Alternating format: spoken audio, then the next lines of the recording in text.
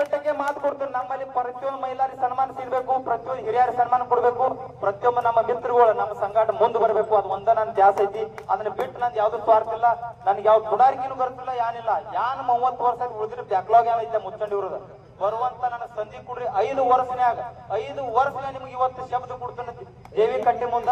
ನೀವು ಯಾನ್ ಮಾಗಡಿ ಮಾಡಿದ್ರೆ ಅದ್ರೊಳಗೆ ಒಂದು ಕೆಲಸ ಹೇಳ್ಕೊಳಂತ ಹೇಳಂಗಿಲ್ಲ. 5ಕ್ಕೆ 5 ಎಲ್ಲ ಪೂರ್ ಮಾಡ್ಕೊಡ್ತೀನಿ. ಕಾಂಪೌಂಡ್ ಯಾಕೆ ಹೇಳ್ತಾನಂದ್ರ ನಮ್ಗೆ ನೆತ್ತಿ ಅಮದಾರ್ ಗೋಪಿಚಂದ್ ಪಡಕರ್ ಸಾಹೇಬ್ ಅವ್ರ ಮ್ಯಾಗ ವಿಶ್ವಾಸ ಇಡುವಂತ ಫಡಣೀಸ್ ಸಾಹೇಬ್ರದಾರ. ಅದರ ಸಲುವಾಗಿ ಯಾನು ಬಿಂದಾಸ್ಮಣೆ ಸಾಹೇಬ್ರ 3 ರೂಪಾಯಿ ಕೇಳ್ರೆ 4 ರೂಪಾಯಿ ಕೊಡುವಂತ ಈಗ 1 ವರ್ಷ ನಡೆದೈತಿ.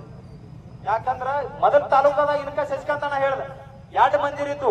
ಪರಂತು ನಮ್ಮ ಊರಾಗ ತೀರ್ಥಕ್ಷೇತ್ರ ಬ ಒಳ ಸಮಾವೇಶ ಅಂತ 2 ಮಂದಿರದಾವು. ಕೆಲವೊಂದು ಮಂದಿನ ವಿಚಾರ ಮಾಡ್ರಿ.